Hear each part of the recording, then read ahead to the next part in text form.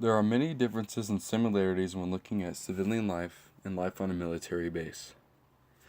In civilian life, you don't have to really worry about how you talk or even how you walk. A soldier is supposed to act and conduct themselves according to the military guidelines at all times. There are rules for everything a soldier does, from how they should walk to how they should talk. A soldier is supposed to walk erect, hands at their side, hands cuffed at the middle joints. The arm should swing 9 inches to the front and 6 inches to the rear. A soldier has to address the person they are speaking to in the correct manner. They will acknowledge an officer as sir or ma'am, and enlist them by his or her proper rank. Living in a regular civilian society, you won't have as much security as you would when living on a military base.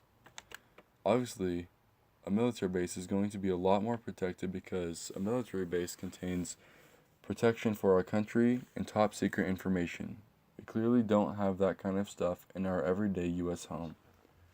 What was it like when you first arrived, like at the military base? Whenever you had to go there. Well, basically, what happens is you have to get on a list to be able to get base housing.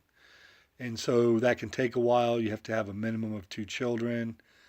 And so we got in pretty early, and it was pretty cool because they're usually much bigger houses than you can afford in the civilian neighborhoods. And they're on the base where you have like pretty much everything you can possibly think of in terms of entertainment, recreation, and so it's a good lifestyle. They do have curfews and stuff, so you have some ups and you have some there's some other things you give up, some pros and cons, but overall it's a good experience. In the civilian world, even garnering a job doesn't guarantee a paycheck. However, a soldier can't quit his/her job if he/she doesn't like it. A civilian is free to leave their job at will.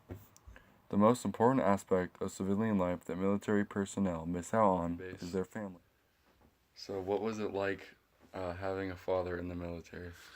Well, it's quite a bit different than most people are used to.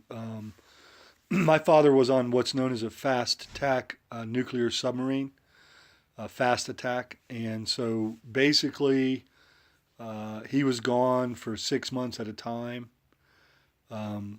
every year. So he was home 6 months and gone out to sea for In six the months. military, your job is chosen by assessment, which may limit your career choices.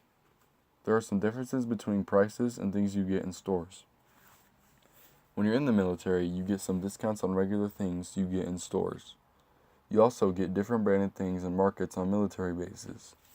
Fast food places have discounts for everything you get and for every person that lives on the base. Education is a real big difference in the military versus civilian life.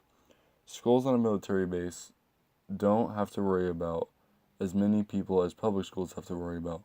When you're going to school on a military base, it's just about when and what school to go to. Regular civilians need to worry about the types of kids in the schools, the quality of the education, the environment, and the community it is in. They also struggle with paying for college, applying for grant and student loans and scholarships. Lastly, when you live on a military base, you need your ID for everything. If you go to get food, you need your ID. If you go to the gym, you need your ID. If you go to the doctor, you need your ID. And many other things require your ID. But, out of all these differences, there are similarities. You obviously have the same laws. You can't go and commit crimes. You still have a personal life away from your job sometimes. And you still live and do the same things civilians do.